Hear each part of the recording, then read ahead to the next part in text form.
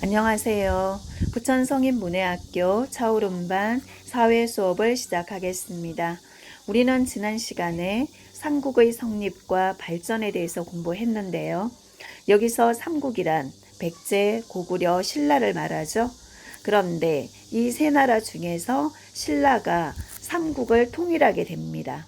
그러면 신라가 삼국을 통일하는 과정을 오늘 한번 공부해 보기로 하겠습니다. 우리 교과서는 96조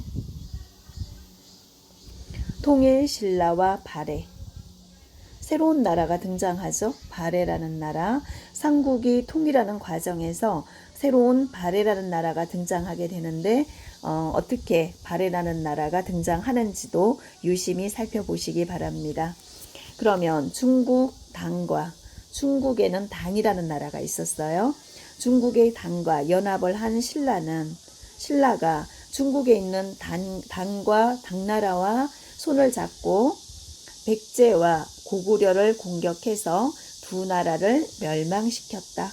백제, 고구려 멸망시켰습니다. 신라가 당나라와 손을 잡고. 그러나 신라가 당의 힘을 빌렸기 때문에 당에게 영토를 내어주는 어려움에 처하게 되자 당나라가 순순히 물러가지 않겠죠. 우리도 힘을 보탰으니 우리에게도 땅을 달라, 이렇게 나왔겠죠. 그래서 당에게 영토를 내어줘야 하는 어려움에 처하게 되자 이때는 다시 고구려와 백제에 있는 유민들, 원래 고구려 백성, 원래 백제 백성이었던 이런 유민들이 신라를 도와서 함께 당을 몰아냅니다. 그래서 고구려와 백제 유민과 함께 당을 몰아냈다. 그래서 이제는 신라가 남게 되죠. 그래서 결국은 신라가 이제 삼국을 통일하게 됩니다. 마침내 삼국이 통일하게 되었다. 676년에 신라의 삼국 통일은 비록 고구려의 옛 영토까지 포함하지는 못했으나 고구려의 영토를 다 차지하지는 못했어요. 고구려의 영토를 다 차지하지는 못했으나 한반도의 여러 나라를 통일했다는 것에 의미가 있다.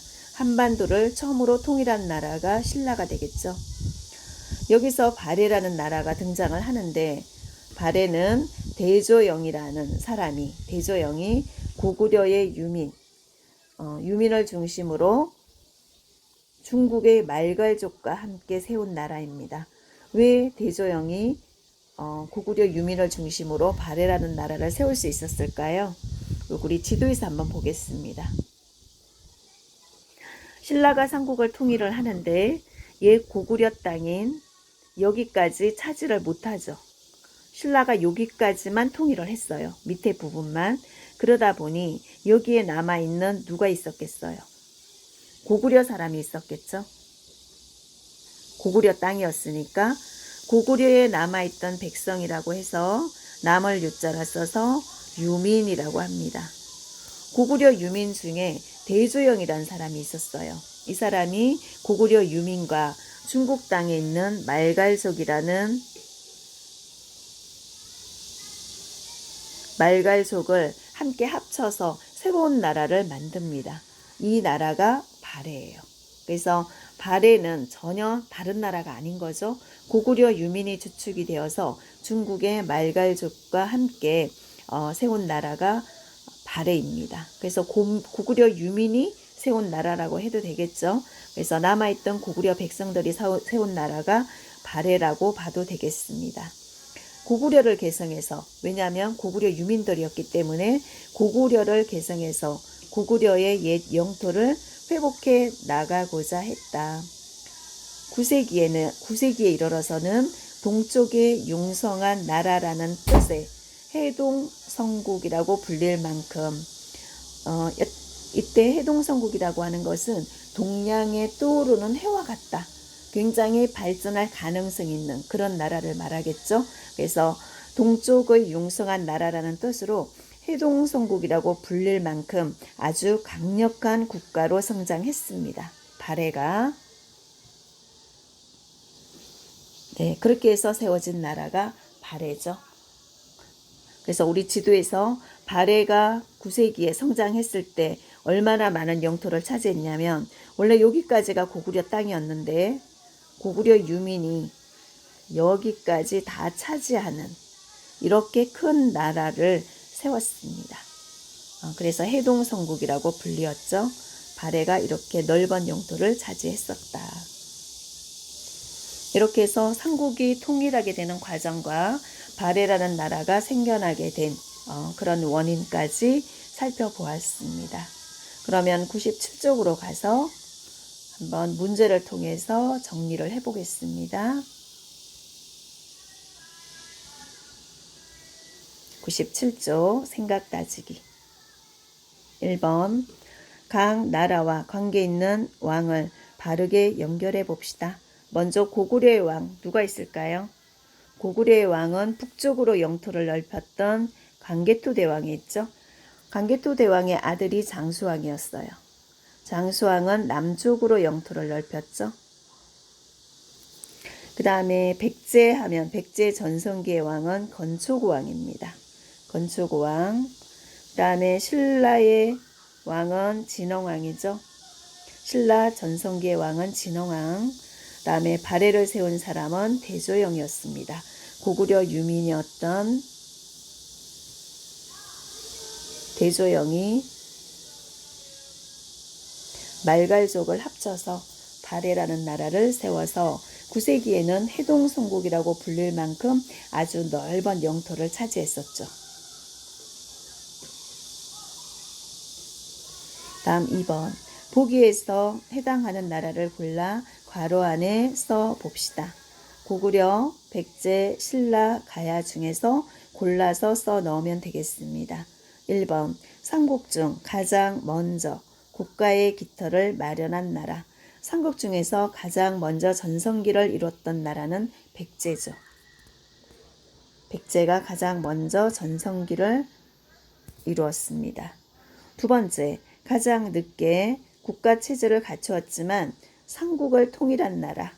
가장 늦게 생겨났지만 삼국을 통일한 나라는 신라죠. 그래서 통일 이후에는 신라를 통일신라라고 부릅니다. 세 번째, 철기 문화가 발달했으며 신라와 일본 문화에 많은 영향을 주었던 나라. 신라 옆에 있던 나라. 가야죠.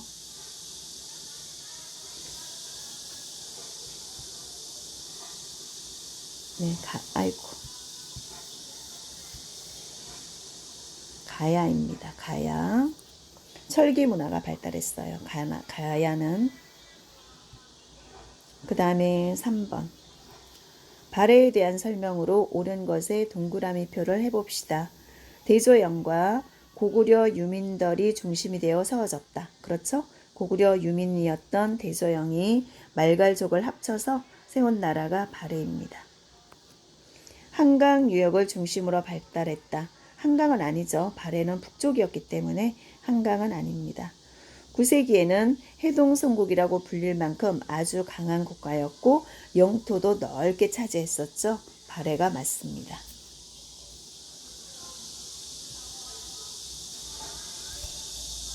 그 다음 98쪽 앞에서 배운 내용을 한번 정리해 보도록 하겠습니다. 98쪽 선사시대는 문자를 사용하기 이전의 시대를 가리키며 문자를 사용하기 이전의 시대를 선사시대라고 합니다. 그래서 도구의 발달에 따라서 선사시대를 구석기, 신석기, 청동기로 나누어서 구분을 합니다. 도구를 무엇을 가지고 도구로 사용했는가에 따라서. 그래서 이때 구석기는 있는 돌을 그대로 떼어서 사용했기 때문에 뗀석기라고도 하죠. 뗀석기 시대라고 하고, 신석기는 돌을 사용하기 편리하게 잘 갈고 닦아서 사용했기 때문에 간석기라고 합니다. 돌을 갈아서 사용했다. 갈아서 모양을 내어서. 그 다음에 청동기 시대에는 청동으로 연모를 만들어 썼죠. 연모나 무기를 만들었어요. 청동으로. 그래서 청동기 시대에 이렇게 연모의 연모를 무엇으로 사용했는가, 도구를 무엇으로 사용했는가에 따라서 뗀석기, 간석기 또는 청동기 또는 구석기, 신석기, 청동기라고 구분을 합니다.